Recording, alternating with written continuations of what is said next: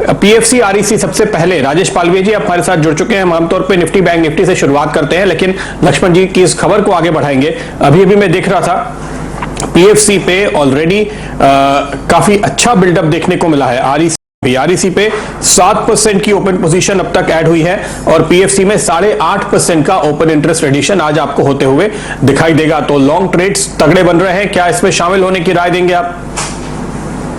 जी बिल्कुल प्रदीप जी, दोनों स्टॉक्स में काफी अच्छा मोमेंटम बना है। अगर हम देखें पिछले 10-15 मिनट का सेटअप देखें तो स्टॉक में जिस तरीके से एक बाउंस देखने को मिला है, लगता है कि स्टॉक में जो बेस फॉर्मेशन हुआ था डेली चार्ट के हिसाब से देखें, दोनों स्टॉक्स में पिछले 4-5 सेशन से एक बेस बिल्डिंग होते हुए दिख रहा था और अब ये पुल बैक जो बना है ये दिखाता है कि आरईसी में तो मुझे लगता है कि एक्सटेंड होकर 150-152 तक ये एक्सटेंड हो सकता है पुल बैक, और इसमें स्टॉप लॉस यहां से रखना चाहिए 143 के आसपास। पीएफसी का सेटअप देखें तो पिछले 6 दिन से स्टॉक ने जो बेस बनाया करीब 122 के आसपास से, और आज जो रेंज का ब्रेकआउट हुआ ये दिखाता है कि 130 तक ये इसमें मोमेंटम कंटिन्यू रह सकता है। 124 के आसपास का स्टॉप लॉस पीएफसी में रख के भी इसमें भी लॉन्ग पोजीशन बनाई जा सकती है। दोनों स्टॉक में जिस तरीके से एक्शन बना है, लगता है ये मोमेंटम और यहां से कंटिन्यू होते हुए दिखेगा। बिल्कुल, तो यह है राय आपके लिए। अच्छा, जो दूसरी खबर थी भारत ब्रॉडबैंड वाली, सबसे ज्यादा डिपेंडेंस इस प्रोजेक्ट पे जिस कंपनी की है वो आईटीआई है, क्योंकि बड़े पैमाने पे ये सप्लाई करते हैं इस प्रोजेक्ट के लिए और भारत ब्रॉडबैंड का एलोकेशन बढ़ता है तो आईटीआई को फायदा होता है।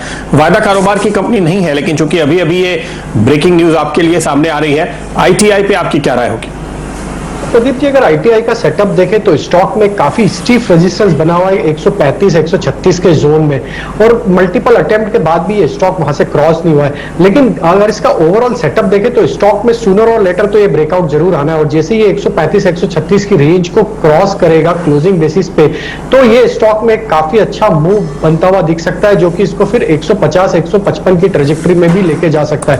तो मेरे हिसाब से इसको बाय ऑन डिप्स रखे, करंट लेवल से 127 के आसपास का स्टॉप लॉस रखे।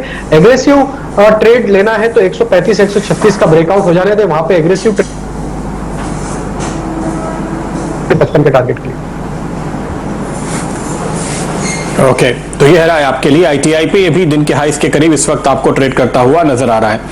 चलिए बाजार की ओर रुख करते हैं। निफ्टी बैंक निफ्टी की बात करें, ऊपर के लेवल पर हर उछाल में हमने निफ्टी को और बैंक निफ्टी को थोड़ा अटकते हुए देखा है।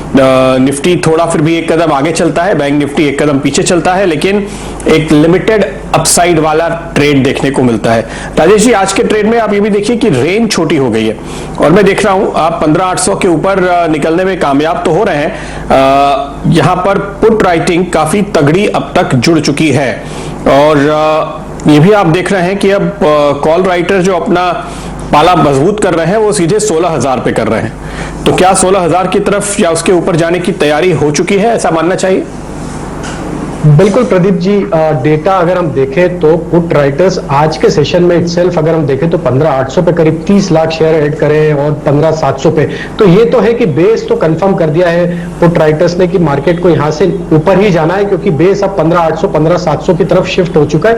अब ये कॉल राइटर्स का जो अगर हम सेटअप देखें तो करीब आज जो ऐड हुए 11 लाख शेयर ऐड हुए हैं 16,000 की स्ट्राइक पे, तो ये तो दिखाता है कि 15,800 से 16,000 की रेंज में हम प्ले करेंगे ये एक्सपायरी के चलते। और मुझे लगता है कि आज अगर ये 15,800 के ऊपर कंटिन्यू रहा तो एक सेकंड हाफ में हमें हो सकता है कि एक शॉर्ट कवरिंग एक्शन या एक अपमूव यहां से एक्सटेंड होता हुए दिखे, जो कि इसको फिर 15,950 16,000 ये जो टारगेट हम यहां से एक्सपेक्ट कर रहे हैं वहां तक के लिए ये मूव 1 से 2 ट्रेडिंग सेशन में आते हुए दिख सकता है। तो हमारी सलाह रहेगी 15,800 से 15,770 ये एक बाइंग रेंज रखें। इसके आसपास अगर निफ्टी स्पॉट मिलता है तो बिल्कुल बाय करें, और 15,700 ये एक बेस बना हुआ है इस एक्सपायरी के लिए एटलीस्ट। तो मुझे लगता है कि अगले 2 से 3 ट्रेडिंग सेशन 15,700 का बेस नहीं टूटता है तो 16,000 के टारगेट बिल्कुल आते हुए दिखना चाहिए। ओके, ये राय आपके लिए बनती हुई। लेकिन निफ्टी बैंक पे अगर आप नजर डालिए तो यहां पर इस वक्त मैं देख रहा हूं 35,200 पे पुट जुड़े हैं और कॉल भी जुड़े हैं। 31-32 हजार कॉन्ट्रैक्ट पुट के हैं तो 22,000 कॉल भी खड़ी हो गई है। ऊपर भी 35,300 35,500 पे कॉल राइटर जम रहे हैं। हालांकि 35,100 35,000 पे पुट राइटर की भी ताकत बढ़ रही है। तो क्या ये आपको थोड़ा रेंज बाउंड दिखता है या ये भी नए हाइस करने की तरफ बढ़ेगा धीरे धीरे? देखिए प्रदीप जी, अगर हम बैंक निफ्टी का सेटअप देखें तो पिछले दिनों में भी एक करेक्शन देखने को मिला, लेकिन वहां पे 34,700 34,800 ये एक अच्छा सपोर्ट बन के आया है और वहां से बैंक निफ्टी ने उस लेवल को वॉयलेट नहीं किया है। अगर अब आज के डेटा के हिसाब से देखें तो 35,000 पे जो पुट राइटिंग होते हुए दिख रही है वो ये कहीं ना कहीं अंदेशा दिखा रही है कि अब यहाँ से 35,000 के ऊपर अब बैंक निफ्टी जैसे ही सस्टेन करने लगेगा, हालांकि स्पॉट अब 35,000 के ऊपर कंफर्टेबली ट्रेड कर रहा है, तो मुझे लगता है कि 35,000 सेकंड हाफ काफी इंटरेस्टिंग लग रहा है मुझे आज के सेशन में भी, कि 35,000 के ऊपर अगर रहा तो बैंक निफ्टी ही एक यहां से एक ड्राइवर होगा जो कि निफ्टी को भी सपोर्ट देगा और बैंक निफ्टी यहां से एक अच्छा अपमूव बनाते हुए दिख सकता है। तो मुझे लगता है कि यहां से एक आउट परफॉर्मेंस का ट्रेड भी बन सकता है करंट जंक्चर के हिसाब से। तो बैंक निफ्टी में मुझे लगता है टारगेट आना चाहिए 35,600 35,700, 1 से 2 दिन का सेटअप मुझे लगता है कि ये टारगेट को अनफोल्ड करते हुए दिखेगा। कोई भी डिप आती तो इसको ऐड करें बैंक निफ्टी को 35,100 से 35,000 ये रेंज में बाय करने की सलाह देंगे। 34,880 ये लेवल काफी इंपॉर्टेंट है, अगर ये लेवल वॉयलेट नहीं होते तो मुझे लगता है 1 से 2 ट्रेडिंग सेशन में 35,600 35,700 तक बैंक निफ्टी का अपमूव एक्सटेंड होते हुए दिखना चाहिए। बिल्कुल, और सबसे ज्यादा उम्मीद मुझे कोटक महिंद्रा बैंक से है अब, क्योंकि देखिए ये लगातार अंडर परफॉर्म कर रहा था लेकिन फिर ये 1700 के करीब आ गया है। पिछले 6 महीने से इसकी ये कहानी है। 6 महीने जब मैं कह रहा हूं तो ये पूरा साल ही हो गया समझ लीजिए, जनवरी से लेकर के हर महीने में करीब करीब ये 1700 का लेवल एक बार टेस्ट करता है लेकिन तोड़ता नहीं है। तो उम्मीद यही करें कि ये इतिहास बना रहेगा और यहां से फाइनली एक बाउंस आएगा, जैसे कि आज हम थोड़ा आते हुए देख रहे हैं। तो ये एक स्टॉक है, अगर चलता है तो थोड़ा बैंक निफ्टी का मूड सुधारेगा, इस पर बाद में बात करेंगे। इस बीच आपके सामने खबर आ रही है 3 बजे कैबिनेट के फैसलों पर प्रेस कॉन्फ्रेंस होने वाली है, तो आपको पूरी जानकारी वहां पर मिल जाएगी और सीएनबीसी आवाज की खबरों पर मुहर लगती हुई नजर आएगी जो अभी भी लक्ष्मण जी ने आपको दी है। बाय द वे, खासतौर पे वो ट्रेडर्स जिन्होंने तेजस नेटवर्क, आईटीआई, पीएफसी, आरईसी में पोजीशन ली है वो 3 बजे की इस प्रेस कॉन्फ्रेंस पर जरूर नजर रखें, और बाकी ट्रेडर्स भी कुछ और भी निकल कर आएगा नया, उसमें देखते रहिए। चलिए अब जानते हैं कि आज राजेश जी के पास क्या है। राजेश जी बताइए, क्या ट्रेड्स आप लेकर आए हैं, किन स्टॉक्स पर आपकी नजर है?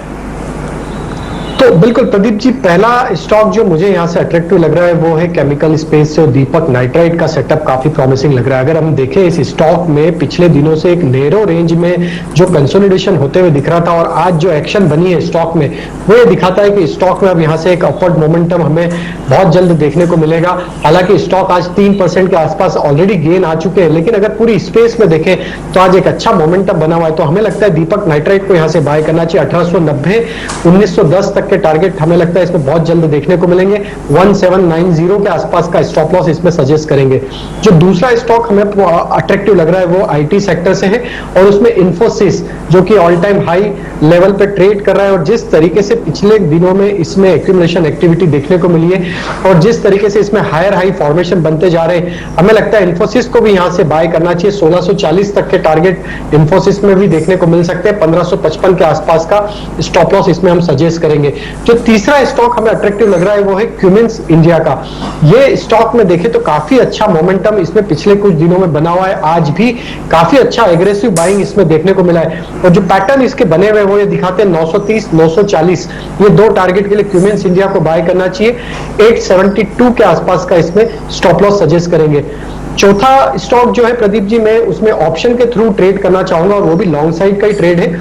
इसमें मैं भारत फोर्ज के मूव को प्रीएम्प्ट कर रहा हूं। अगर हम देखें इस स्टॉक में पिछले 2-3 दिनों में जो एक करेक्शन था, कल के सेशन में भी काफी अच्छा इसमें बाइंग इंटरेस्ट देखने को मिला। वीकली सेटअप के हिसाब से देखें तो जो 2 वीक की गिरावट थी, अब ये स्टॉक ने उस गिरावट को कहीं ना कहीं पूरा रिकवर कर दिया है, और मुझे लगता है कि ये स्टॉक अपने प्रीवियस स्विंग हाई जो कि बने थे 790 800 की तरफ, वहां तक ये मूव होते हुए दिखेगा। तो भारत फोर्ज में हम 770 के कॉल ऑप्शन को बाय करने की सलाह देंगे, जो कि अब करीब ट्रेड कर रहा है 23-24 रुपए के आसपास। इसमें 18 रुपए का स्टॉप लॉस रख ले, और मुझे लगता है 1 से 2 ट्रेडिंग सेशन में 35 से 40 रुपए तक के टारगेट इस कॉल ऑप्शन में आते हुए दिख सकते हैं। क्या बात है, भारत फोर्ज का एक कॉल ऑप्शन 770 का करीब वाला ही है, और यहां पर आपको 35 और 40 के टारगेट आते हुए दिखाई देंगे। यानी देखिए, एक तो अभी आप सीरीज की शुरुआत में है, पूरी सीरीज आपके पास पड़ी है ऑप्शन बाइंग करने के हिसाब से। ये एक आउट परफॉर्मिंग स्टॉक है, और ऑप्शन जो चुना है राजेश जी ने वो करीब का है 762 763 पे हम ऑलरेडी हैं। तो इस पर आप नजर रखिए, और मैं दर्शकों को याद दिला दूं राजेश जी, और आपका शुक्रिया भी अदा कर दूं, शुक्रवार को हमने 780 के स्ट्राइक वाला कॉल ऑप्शन दरअसल लेने की राय दी थी, और तब से ये ऊपर जा रहा है धीरे धीरे। लेकिन देखिए, आज आपने बात की है और इस पे जोश आता हुआ दिख रहा है, एक बड़ी सी ग्रीन कैंडल बनाने की कोशिश में आज ये नजर आ रहा है। तो उम्मीद है कि अब आपके और मेरे टारगेट बहुत जल्दी आते हुए नजर आएंगे। 763 ये हाई इस बीच बन चुका है, और ध्यान रखिए कल का जो हाई था वो 763 रुपए 95 पैसे का था। हालांकि अगर आप स्विंग के हिसाब से ब्रेकआउट देख रहे हैं तो 747-48 के आसपास जो 23 तारीख को इसने पिछले बुधवार को हाई बनाया था उसको ऑलरेडी निकाल लिया है। तो एक ब्रेकआउट की मुद्रा में चल रहा है फिलहाल ये शेयर, और इस पर आपको मुनाफा बढ़ता हुआ नजर आ रहा है। चलिए इस बीच नजर डालते हैं कंपनी पे जो है ड्रेजिंग कॉर्पोरेशन। नतीजे आए कमजोर थे, रेवेन्यू 7% घटी, एबिडा के लेवल पे लॉस आया 75 करोड़ का, जबकि पिछली बार 34 करोड़ का मुनाफा था। नेट लॉस आया 111 करोड़ का, पिछली बार 4 करोड़ का नुकसान था। तो ड्रेजिंग कॉर्पोरेशन के इस नतीजे पर हमारी नजर है, और आइए इसके बारे में थोड़ी और जानकारी लेंगे। जिस तरह से आप देख रहे हैं, ये जो आपको हम याद दिला दें, जो नतीजा आया है ये मार्च क्वार्टर का आया है, और हम जून क्वार्टर के आखिर में आ गए हैं। तो उम्मीद है कि इस क्वार्टर के भी थोड़े संकेत हमें मिल जाएंगे। ड्रेजिंग कॉर्पोरेशन के एमडी GYD विक्टर साहब हमारे साथ जुड़ रहे हैं। मिस्टर विक्टर, बहुत बहुत स्वागत है आपका, शुक्रिया आपका हमारे साथ जुड़ने के लिए। ये मार्च क्वार्टर जो था ये मोर और लेस आप कह सकते हैं कि नॉर्मल हो गया था, क्योंकि जो नई वेव आई है या कामकाज अटका है वो इसके बाद हुआ है। फिर ये क्वार्टर वीक क्यों दिख रहा है, थोड़ा बताइए। बहुत धन्यवाद। ये हम लोग का March ending, quarter ending by March financial year 21 and the year ending financial year FY 2021, हम लोग का रेवेन्यू फ्रॉम ऑपरेशंस 788 करोड़ है। अगला साल था 749 करोड़। हम लोग का रेवेन्यू बढ़ गया। हम लोग का ऑपरेटिंग मार्जिन भी 97 करोड़ है, विच इज ट्रांसलेटेड टू 12%। हम लोग का EBITDA भी पॉजिटिव है फाइनेंशियल ईयर 2021। हम लोग का क्यों नुकसान हो गया? We have cleaned our books. हम लोग बहुत प्रोविजन अगला साल से, पुराना कुछ साल से हम लोग प्रोविजन लेके रखा था, वो पूरा हम लोग सफा कर दिया। So we have cleaned our books and books are clean now. दूसरा है हम लोग का कैस्केडिंग इफेक्ट था क्वार्टर 1, क्वार्टर 2, क्वार्टर 3 में, वो कोविड इम्पैक्ट था, कैस्केडिंग इफेक्ट था। क्यों? वो स्पेस मूवमेंट थोड़ा रुक गया, डॉकिंग ड्यूरेशन बढ़ गया, वर्कशॉप्स बंद हो गया, एंड लॉजिस्टिक्स भी थोड़ा कंस्ट्रेंट्स था। इसके लिए वो इम्पैक्ट भी क्वार्टर 4 में आ गया। And there are some consequential losses. क्यों? हम लोग का पास इनएडिक्वेट कैपेसिटी ऑफ ड्रेजेस था। हम लोग का पास ज्यादा काम है, हम लोग नहीं कर पाया। क्यों? हम लोग के पास इक्विपमेंट नहीं है, वो भी एक कारण था। But now that quarter 4 and the year financial year 2021 हम लोग पूरा प्रोविजन को सफाई कर दिया। Quarter 1 is bright and we will be converting negative numbers into positive numbers. तो आप कह रहे हैं कि जून क्वार्टर में अब प्रॉफिट आएगा? प्रॉफिट आने वाला है। Maybe we may not get a big profit. There might be a break even, और ये थोड़ा नेगेटिव नंबर आ सकते हैं, but not as quarter 1, quarter 2, quarter 3, quarter 4 of last year.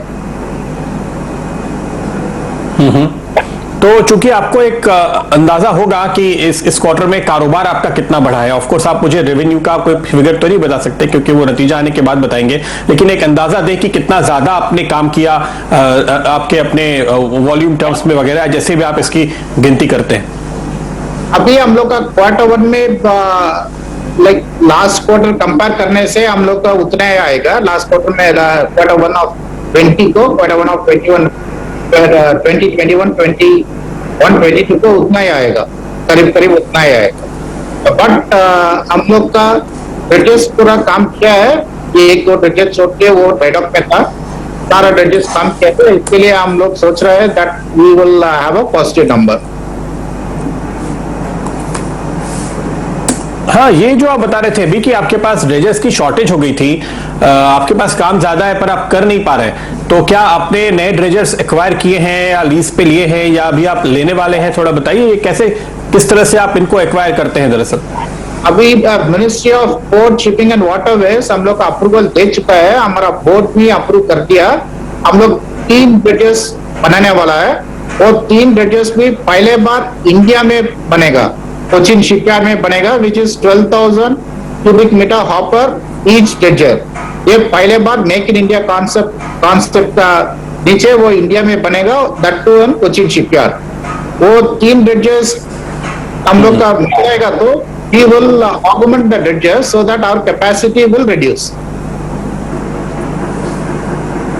Okay, एक आखिरी सवाल, ये कब तक हो जाएगा? और दूसरी एक और खबर आ रही है कि अब जो बड़े पोर्ट्स हैं वो पब्लिक प्राइवेट पार्टनरशिप में कॉन्ट्रैक्ट्स देंगे, तो क्या आप ऐसे ही कुछ पार्टनरशिप कंसोर्शियम वगैरह बना के भी ऑर्डर लेंगे? अभी पहला क्वेश्चन का, एक ड्रेजर्स बनने के लिए 2 साल लगता है। अभी हम लोग 2 ड्रेजर का ऑर्डर देगा, ये 2 आने का बाद तीसरा ड्रेजर का ऑर्डर देगा। दूसरा क्वेश्चन का सवाल है, हम लोग पीपीपी मॉडल में हम लोग कैसा जाएगा? अभी PPP model dredging guidelines 2021 last week promulgation हो चुका है and we are a part of the dredging guidelines. अभी वो ड्रेजिंग गाइडलाइंस का वजह से all the major ports are allowed to award the work directly to DCI, getting the market rate और exploring the market rate. हम लोग का order book भी बनाने का चांसेस है and as of now FY 21-22 में हम लोग का कंफर्म्ड ऑर्डर बुक है 843 करोड़। हम लोग और 100 करोड़ का देख रहे हैं whether it will add to our account. And PPP model में 2 चीज है, one we are talking with all the maritime ports, we are talking with the promoters of the new port builders. हम लोग उसका इक्विटी हम लोग लेगा और ड्रेजिंग का कॉस्ट का प्लेस में हम लोग इक्विटी लेगा so that we become a equity shareholders of the new ports because we will have a confirmed maintenance. Okay. वो एक है एंड पीपीपी मॉडल में हम लोग से अभी बात कर रहा है and we will certainly participate in PPP model and dredging in ports. Okay mister Victor, बहुत बहुत शुक्रिया, आपने काफी डिटेल्स बहुत कम समय में दे दिए। वक्त की थोड़ी सी तंगी है, फिर कभी तसल्ली से समझेंगे। काफी इंटरेस्टिंग स्टोरी की आगे आती हुई ड्रेजिंग कॉर्पोरेशन की। राजेश जी इसका चार्ट देख रहे हैं, लेकिन पहले एक छोटा सा ब्रेक।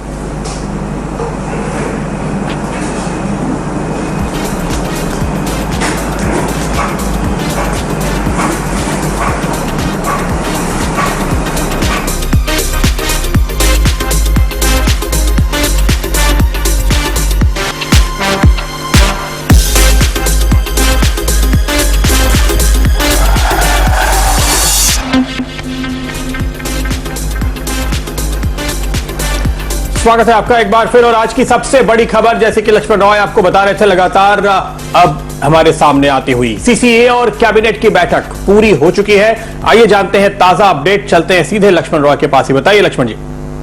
देखिए, जिन प्रस्तावों का जिक्र हमने किया था पहले, हूबहू उन सभी प्रस्तावों को उन्हीं शर्तों के साथ सीसी और कैबिनेट ने मंजूरी दे दी है। हालांकि औपचारिक जानकारी अभी नहीं मिली, औपचारिक जानकारी 3 बजे प्रेस कॉन्फ्रेंस में दी जाएगी, लेकिन कुछ बता रहे हैं कि उन सभी प्रस्तावों को मंजूरी मिली है। उसमें सबसे महत्वपूर्ण एक कह सकते हैं पावर सेक्टर के लिए बड़ा फैसला लिया गया है। पावर डिस्ट्रीब्यूशन सेक्टर में रिफॉर्म के लिए 3 लाख करोड़ रुपए सरकार मुहैया कराएगी, इसको मंजूरी यहाँ पे मिलती हुई दिख रही है।